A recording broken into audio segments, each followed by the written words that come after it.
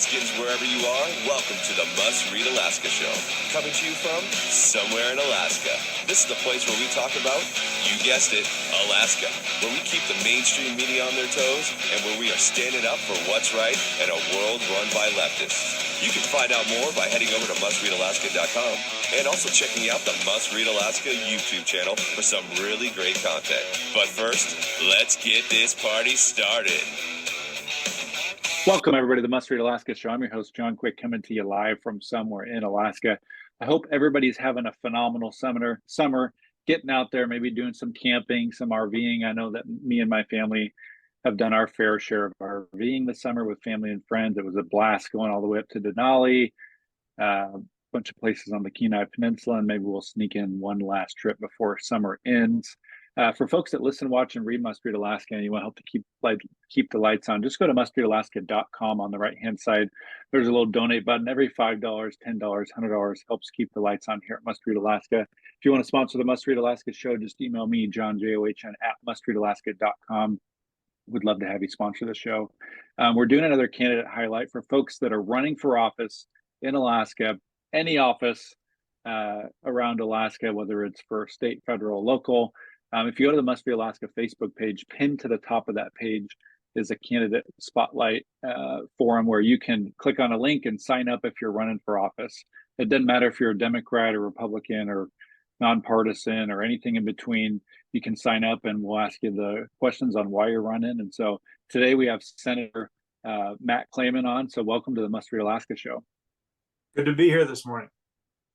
Well, this will be exciting to hear why you're running, where you're running. So tell us, where are you running and what are you running for? So I'm running for state senate and running for the West Anchorage seat, which is Senate District H.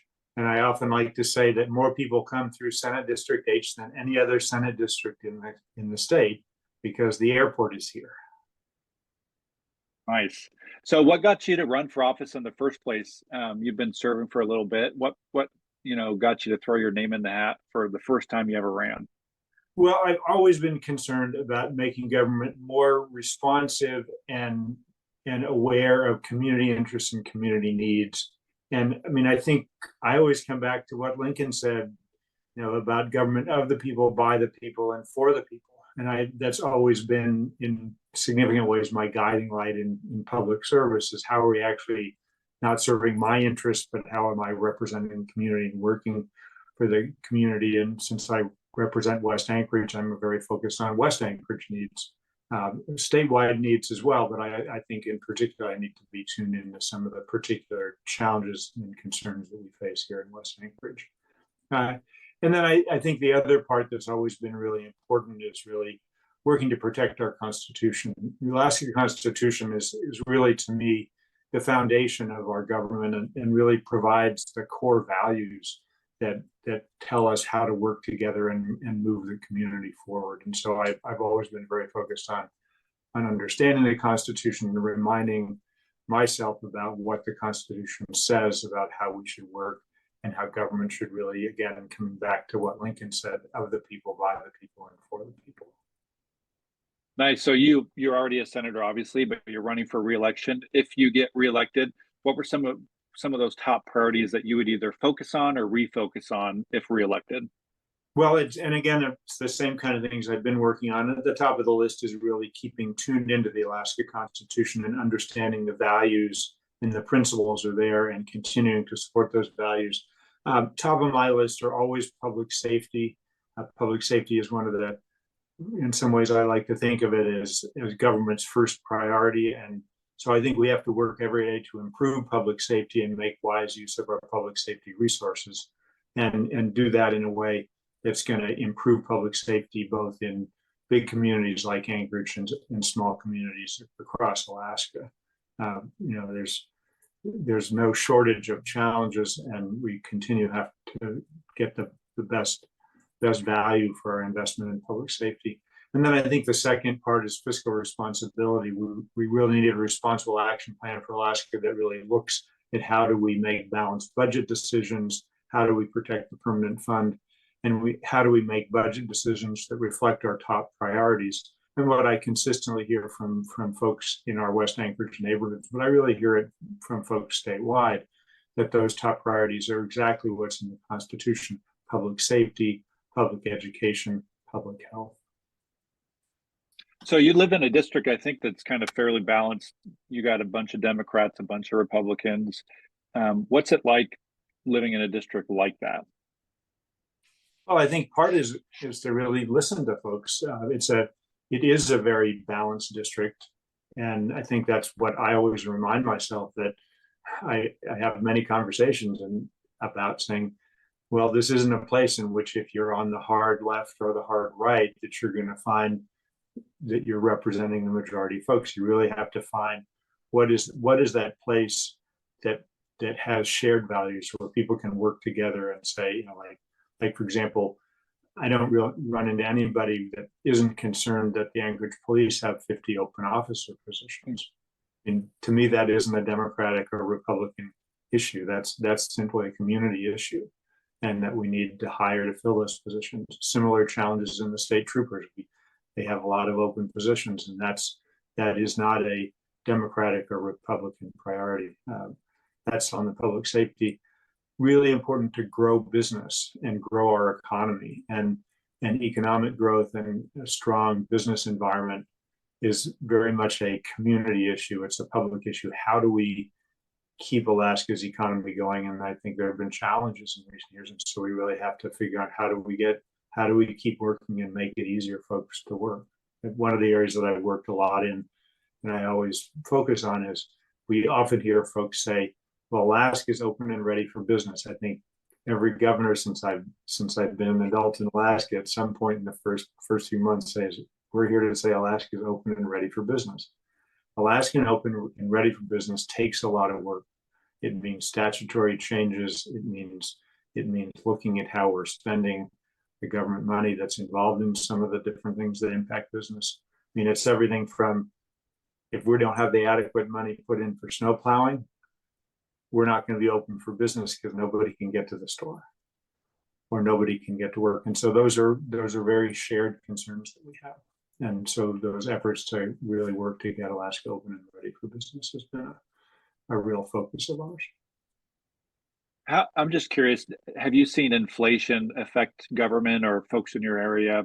I was just texting with a school board member local here on the Kenai Peninsula, and today actually, and we were chit-chatting about, the cost of transporting kids in a bus, just cost of everything seems to go up. Has that affected folks in your district at all? Oh, yes, it certainly does, because part of what we've been challenged with on a statewide level is we don't always keep our spending consistent with inflation. In Anchorage, it's actually kind of interesting because one of the functions of the Anchorage tax cap is that it gets adjusted every year based on population change and inflation. So the amount of money the city can collect for taxes keeps pace with inflation. And on a statewide level, although we're aware of inflation, if you look specifically, say, at public education and look at where is public education today compared to 20 years ago, we have not kept pace with inflation. And that starts affecting maintenance of schools. It starts affecting the ability to recruit teachers, start reflection, getting kids to school and school buses. So are you hopeful for Alaska? You're in the thick of it with lawmakers, you're running for a re-election, so you obviously try to make a difference, but are you hopeful for Alaska? Do you think our economy's got a chance to rebound here in the next future while our I got kids that are turning 16, grandkids long down the road, but I'd like to see them stay in Alaska. Are you hopeful for Alaska?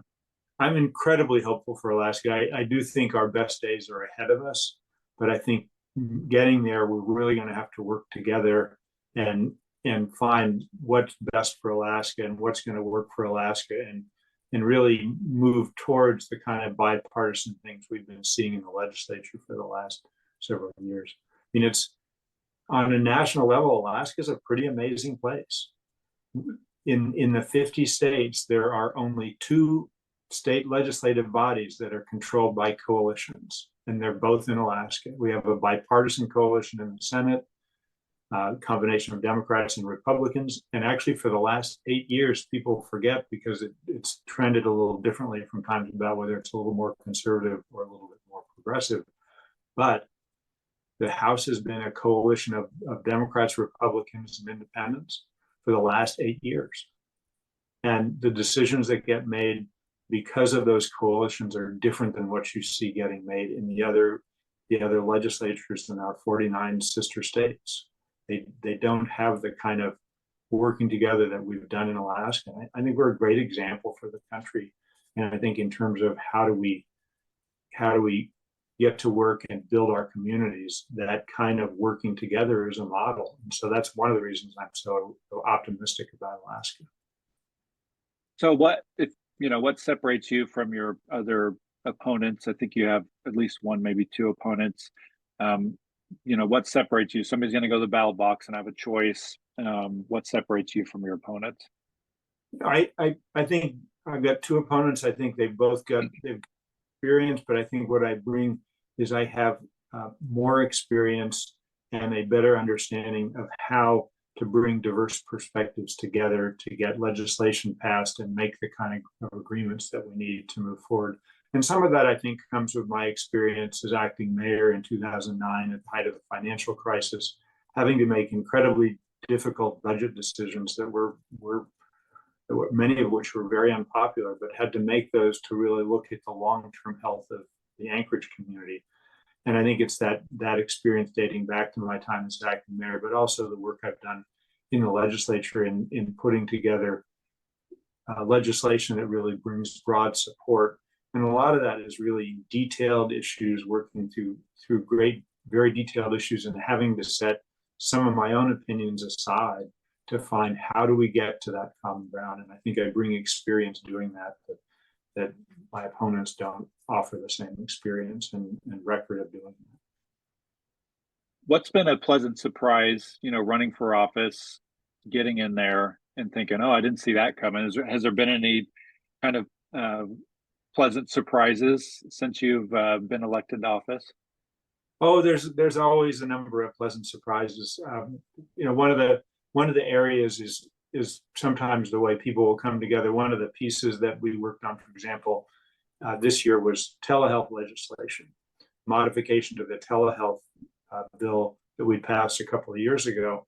But we discovered, because I was contacted by a constituent with ALS, that we actually kind of had this gap in our telehealth coverage. So people that needed to see multidisciplinary care teams, they could see the doctor that was head of the team, but they couldn't see the rest of the multidisciplinary care team by telehealth.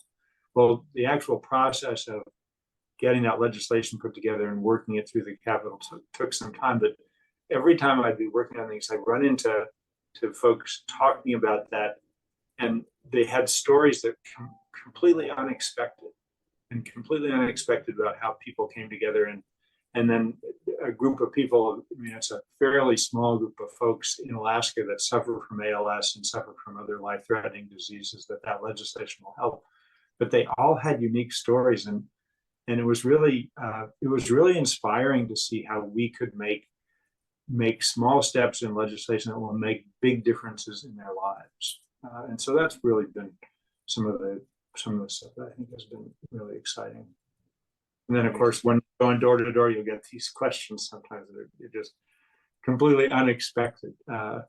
And I think the other day somebody was asking questions about what was my favorite flavor of ice cream to go with the chocolate chip cookie, and I'm like, I've never been asked this before, but they know what I thought about it. That's funny. So there's going to be folks listening in that'll want to hear how they get in touch with you. Tell us all about those details, website, where they can find you on Facebook or social media, maybe a best way to get a hold of you. Tell us all those details. Yeah, the best place to get in touch is through the website. It's mattclaman.com. There's email opportunities, but on the website you'll find my cell number. My cell number is readily available. It's 907-350-3105. People call me regularly on the cell phone. Sometimes people will call up and say, "Oh, I thought I was going to get a recording. I'm so sorry. I'll call back." You say, "No, you actually, I answer my phone, but I talk with people." And they'll say, "Well, can I get somebody to bring the yard sign by?" I say, "Of course." And then I might be the one that brings the yard sign by, and they'll say, "I thought you all had a team of people that did this." And I said, "Well, I have a campaign staff and they help a lot, but sometimes I'm the guy that brings you your yard sign." And so call me on the phone. I work hard to respond promptly to emails, and check out the website. There's a lot of information about the campaign and about my experience. Awesome. Well, Senator, 15 minutes here has gone by in a flash. Do you have any last minute thoughts before we head off here? The floor is yours for a couple minutes. No, I just want to thank you for the time to visit today and get this recorded. I'm always committed to moving Alaska forward and growing our economy and improving public safety, and really paying attention to public education and how our kids are doing in schools. But I always come back to recognizing that our Alaska Constitution really gives us great guidance on how we should work as an effective government, and that's one of the great pieces of history we have. I think more and more that I work with it, we have probably the best Constitution in the United States, and that's a lot to be proud of, and a lot to be proud as a standard for showing us how best to work in your legislature. So I certainly appreciate your vote in the election coming up, and look forward to hearing from you as the election goes on.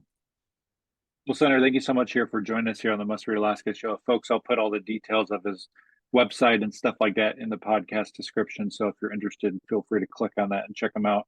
For folks that listen, watch, and read Must Read Alaska, and if you want to help keep the lights on, just go to mustreadalaska.com. On the right-hand side, there's a little donate button. Every $5, $10, $100 helps keep the lights on here at Must Read Alaska. If you want to sponsor the Must Read Alaska show, the #1 podcast in Alaska, just email me, John John, at mustreadalaska.com. Would love to have you sponsor the show. Well, I hope everybody has a phenomenal rest of their day. Go enjoy the summer, get some sun rays. Until next time, I'm John Quick from somewhere in Alaska. Thanks, Senator. Thank you very much. Have a great day.